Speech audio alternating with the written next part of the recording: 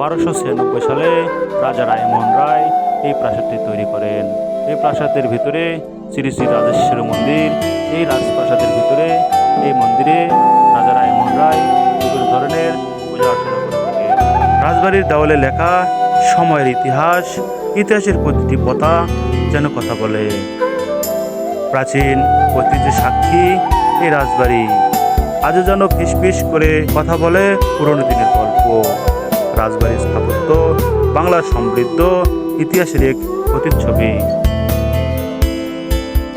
শুধু ইট পাথরের স্থাপনা নয়, এক এক জীবন্ত ইতিহাস যা আজও নিজের গল্প বলে চলেছে।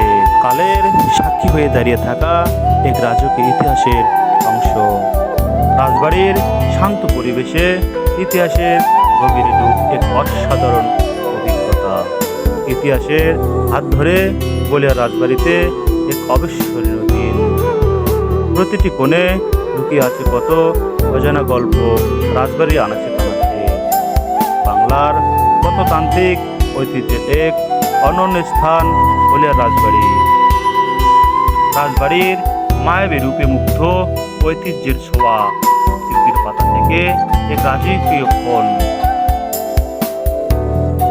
বাংলার রাজকীয় ঐতিহ্য রাজবাড়ির নীরব সাক্ষী এই বলিয়া রাজবাড়ি।